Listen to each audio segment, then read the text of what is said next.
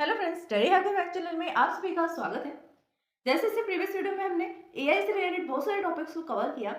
आज एआई में new topic हम करने जा रहे हैं विच इज ट्यूरिंग टेस्ट, जो एग्जाम के पॉइंट ऑफ व्यू से भी बहुत ज्यादा इंपॉर्टेंट है।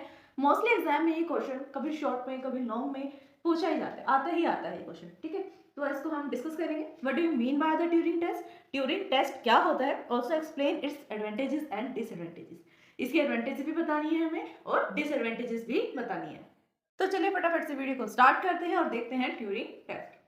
In 1950, Alan Turing published an article in the Mind magazine which triggered a controversial topic, can machine think?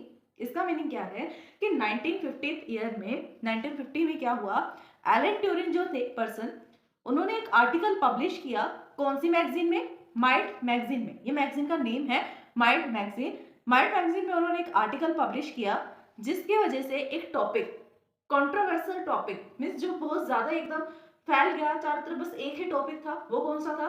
Can machine think? क्या मशीन भी सोच सकती हैं? क्या मशीन सोच सकती हैं? Like this. ठीक है, can the machine think? Alan Turing proposed an imitation game. ठीक है, उन्होंने एक इमिशन गेम को स्टार्ट किया। इमिशन गेम में क्या था वो हम इसी टॉपिक पे डिस्कस करेंगे। सब बताया गया इस वीडियो में कि कौन सी मिशन गेम थी, उस गेम के जो रूल्स थे वो क्या थे, कौन कौन पर्सन उस गेम में इंक्लूड थे। तो एलन ट्यूरिंग ने इस क्वेश्चन का आंसर फाइंड आउट करने के लिए कि कैन मशीन थी, उन्होंने एक इमिशन गेम को स्टार्ट किया। There was three actors in the imitation game. तो थ्री एक्टर्स थे उस इमिशन गेम में, और वो थ्री एक्टर्स कौन कौन थे? एक तो था अ मेल विद कंप्यूटर टर्मिनल। एक मेल था, उसके पास एक कंप्यूटर टर्मिनल था, मींस एक कंप्यूटर सिस्टम के साथ एक मेल था। फिर एक फीमेल था दूसरे रूम में, फीमेल थी दूसरे रूम में एक कंप्यूटर टर्मिनल के साथ, और एक इंटेरोगेटर। इंटेरोगेटर में जो उनको इंटेरोगेट करेगा उनसे क्वेश्चंस पूछेगा, मेल से भी और फीमेल से भी। और जितने भी पर्सन्स थे, एक्टर्स इंक्लूड थे इसके अंदर, सबके पास अपना अलग अलग रूम्स जो है उसको डिनोट किया रहता। रूम ए में कौन है, रूम बी में कौन है और सी में कौन है। अब जो भी रूम्स जिसको एलोकेट किए गए वो उस रूम में सेटअप हो गए, सबके पास अपने कंप्यूटर टर्मिनल था। कंप्यूटर टर्मिनल का मीनिंग यहाँ पर है कंप्यूटर सिस्टम था जिसके थ्रू वो आपस में कम्युनिकेट कर पा रहे थे। अगर इंटेरोगेटर उनसे इंटेरोगेट कर रहा है, क्वेश्चंस पुट कर रहा है, देन मेल और फीमेल जो भी अपने अकॉर्डिंग आंसर देना चाहते हैं वो कंप्यूटर टर्मिनल के थ्रू दे सकते थे। फिर Turing purpose that human interrogator in room C. ठीक है, जो ट्यूरिंग थे, एलन ट्यूरिंग, उन्होंने क्या करा, ह्यूमन इंटेरोगेटर। अब इंटेरोगेटर तो ह्यूमन ही है, जो उनको प्लेस करेगा वो मेल या फीमेल का कोई इसमें इशू नहीं था, बट जो पार्टिसिपेंट थे वो एक मेल और एक फीमेल थी। ठीक है, एलन ट्यूरिंग ने क्या करा, ह्यूमन इंटेरोगेटर को रूम नंबर सी में रखा गया। रूम सी में is not available to identify the view who is in room A और रूम बी। मतलब किसी को कुछ नहीं पता था कि रूम ए में कौन है और रूम बी में कौन है और रूम सी में कौन है, किसी को कुछ नहीं पता था। ना इंटेरोगेटर को ये पता था कि रूम ए में मेल है या फीमेल, ना उसको ये पता था कि रूम बी में मेल है या फीमेल, बस उसको ये पता था कि वो रूम नंबर सी में है। ठीक, अब आपस में रूम ए और रूम बी में भी किसी को ये नहीं पता था कि रूम ए में कौन है और बी में कौन है, वो सिर्फ एलन ट्यूरिंग को पता था। फिर क्या हुआ, interrogator ask question to both of them. Interrogator जो भी थे उन्होंने क्वेश्चन को पूछना स्टार्ट कर दिया, रूम ए और रूम बी, उनको तो कुछ नहीं पता था कौन क्या है, बस उनको क्वेश्चन आस्क करना था और उन्होंने क्वेश्चन करना स्टार्ट कर दिया। अब based on their type writing and determine who is male and who is female. अब इंटेरोगेटर का काम क्या था कि उनकी टाइप राइट को देखकर कि कौन किस तरीके से आंसर दे रहा है।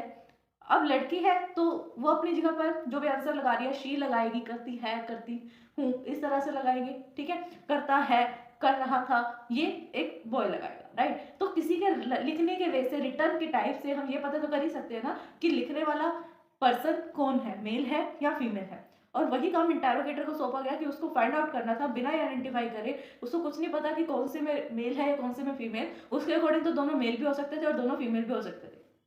अब अगर एक मेल एक फीमेल है तो उसको ये नहीं पता कि मेल कौन से रूम में है और फीमेल कौन से रूम में है। उसका काम क्या था, बस क्वेश्चन को पुट करना, और जो भी पर्सन के पास से उसके पास आंसर आएगा उस आंसर को देखकर आइडेंटिफाई करना कि कौन सा आंसर मेल के लिए है और कौन सा आंसर फीमेल के थ्रू राइट किया गया है। The aim of the male is to be emission, the female receives the interrogator, and the role of the female to provide the reply that would be inform the interrogator about the true sex. इसका meaning ये है कि जो भी mail था, जो participant था mail, उसको ये बोला गया था कि उसको हमेशा गलत आंसर देना है। अगर वो मेल है ना तो वो फीमेल की तरह बात करेगा। ठीक, और फीमेल को ये बोला गया था कि वो हमेशा ट्रू आंसर दे, किसी भी क्वेश्चन का ट्रू ही आंसर दे। तो अब ये सब किस लिए किया गया था, ताकि इंटेरोगेटर ये पहचान सके कि कौन पर्सन मेल है और कौन सा फीमेल है। अब अगर फीमेल तो अपना सही आंसर दे रही है, फीमेल जो अपना सही सेक्स बता रही है कि मैं फीमेल हूँ, बट जो मेल है वो भी फीमेल बता रहा है, तो अब इंटेरोगेटर कैसे आइडेंटिफाई कर सकता है कि रियल में मेल कौन है और फीमेल कौन है। ठीक है, यही इस गेम का जो है मेन एम था कि कैसे एक इंटेरोगेटर आइडेंटिफाई कर पा रहा है, क्योंकि यही चीज अगर कंप्यूटर एक आंसर देता है हमारे क्वेश्चन का, तो क्या इंटेरोगेटर फाइंड कर सकता है कि ये किसी पर्सन ने आंसर दिया है या किसी कंप्यूटर सिस्टम ने आंसर राइट किया है। तो सबसे पहले जो गेम बनाई गई उस गेम में एक मेल और फीमेल को ही इंक्लूड किया गया था और इंटेरोगेटर उनको फाइंड आउट कर रहा था। नेक्स्ट में क्या कह रहा है वो कि the Turing test is slight variation of the imitation game where the human interrogator now communication with the player by the telephone. अब सबसे फर्स्ट टाइम तो एक कंप्यूटर टर्मिनल के थ्रू सब आपस में बात कर पा रहे थे, बट अब क्या कर दिया, थोड़ा सा चेंज कर दिया, वेरिएशन लाया गया गेम के अंदर। और वेरिएशन क्या था कि अब जो इंटेरोगेटर है वो किसी कंप्यूटर टर्मिनल के थ्रू क्वेश्चन को आंसर नहीं लेगा, ना ही क्वेश्चन को आस्क करेगा, बट वो एक टेलीफोन सिस्टम के थ्रू, टेलीटाइप के थ्रू एक पर्सन को जज कर पाएगा कि वो एक मेल है या फीमेल है। ठीक है, यहाँ पर एक डायग्राम बनाया गया है जिससे आपको जो फर्स्ट पार्ट है इस गेम का वो क्लियर हो जाएगा। जैसे कि ये देखिए, ये है रूम नंबर ए, ये है रूम नंबर बी और ये है रूम नंबर सी।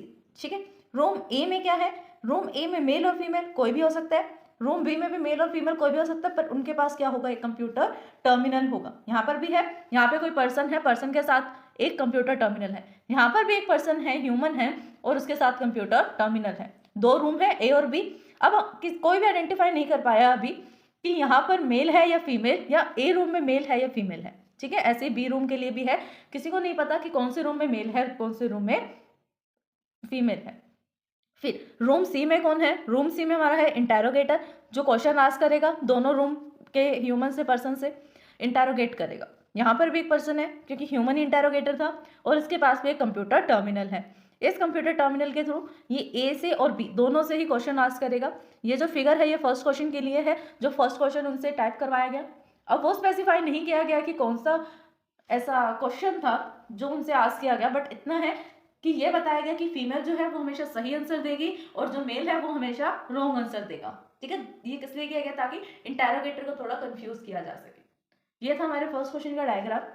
जो नेक्स्ट क्वेश्चन आता है, नेक्स्ट पार्ट आता है, वो गेम की गई थी एक ह्यूमन और एक कंप्यूटर सिस्टम के बीच में। मशीन सीख सकती है क्या, मशीन थिंक कर सकती है, और इंटेरोगेटर वही रहेगी। ठीक है, अब उनको ये भी नहीं पता कि ह्यूमन कौन से रूम में है और मशीन कौन से रूम में, पहले की तरह। तो इस गेम का जो सेकंड पार्ट है वो हम नेक्स्ट वीडियो में डिस्कस करेंगे। आई होप कि आपको वीडियो अच्छी लगी होगी, समझ आई होगी। अगर आपको हमारी वीडियोस पसंद आती हैं तो लाइक शेयर सब्सक्राइब करना ना भूलें। वीडियो को समझने में अगर कोई भी डाउट आता है तो आप हमें कमेंट कर सकते हैं। Thanks for watching my video.